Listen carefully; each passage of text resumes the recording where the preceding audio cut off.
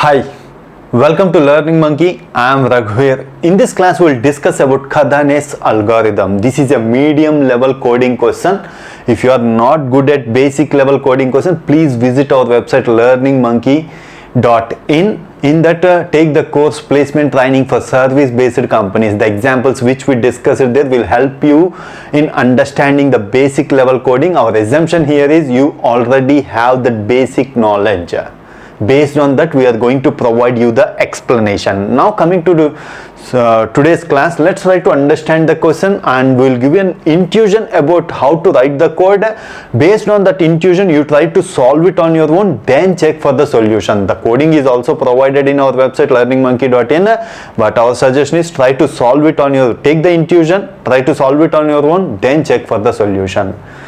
Given an array of n integers, so find n integers has been provided. We have to find the continuous subarray which has maximum sum and we have to return that sum value. In our last class, we discussed about subarray, sum of subarray. This is similar type question, but here we are having negative numbers also. In our last class, we discussed we are taking only positive numbers. Here we are taking negative numbers also. Given an array of n integers, find the continuous. Let's take an example and understand. 1, 3, 5, minus 3, 6. If all are positive numbers, it's very simple. Add all of them, that is the maximum subarray. But here we are having negative numbers also. So 1 plus 3, 4, 4 plus 5, 9, 9 minus 3, it is 6, 6 plus 6, 12. So maximum sum is 12. Okay. If, assume that if this in place of 6, if you are having 1, which one is the maximum subarray? 1 plus 3 plus 5. This is the maximum subarray. So the sum value should be 9. So that is what we have to return the maximum sum value. So they have given some conditions. Time complexity is equal to big O of n and space complexity is equal to big O of 1. Means we are not supposed to use extra space and we have to write the code based on that big of n time complexity. Now coming to the logic is very simple. If you understand that here we are using two variables, local sum and global sum. Initially the local sum and global sum is assigned to the first element. So local sum is equal to minus 1, global sum is equal to minus 1.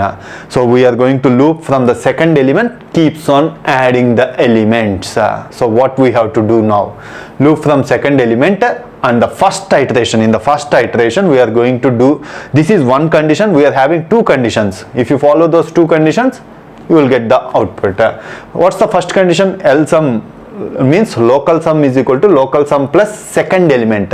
Means we have to add the element. In the first iteration we are going to get the second element, that's why we have written the second element. Here you have to keeps on adding the elements. So local sum, what's the sum? 1 plus 3, 4.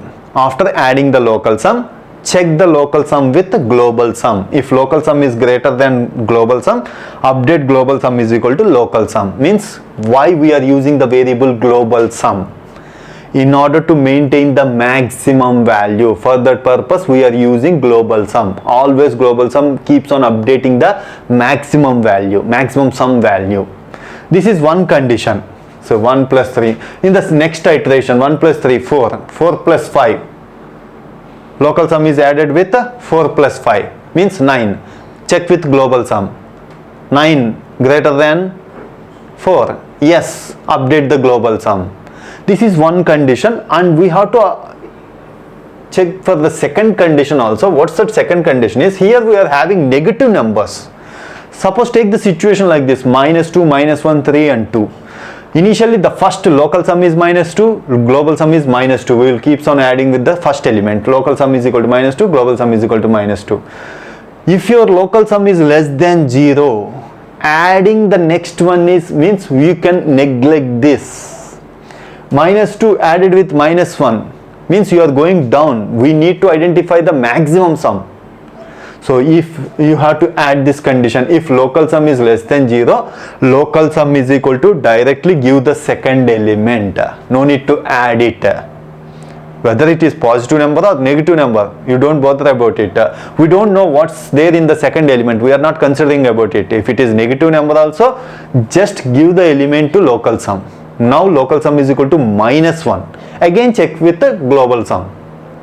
If local sum is greater than global sum, update global sum, the same condition which we have written. These are the two conditions you have to check in order to get the maximum sum value.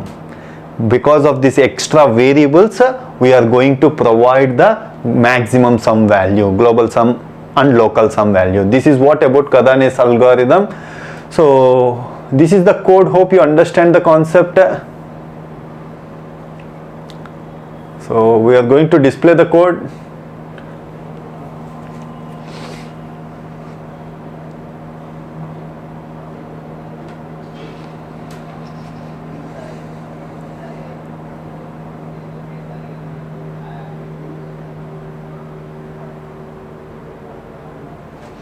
Hope you understand the concept. If you have any questions regarding the concept, please post your questions in the comment section below. Thanks for watching. If you haven't subscribed to our channel, please subscribe to our channel and press bell icon for the latest updates. Thank you.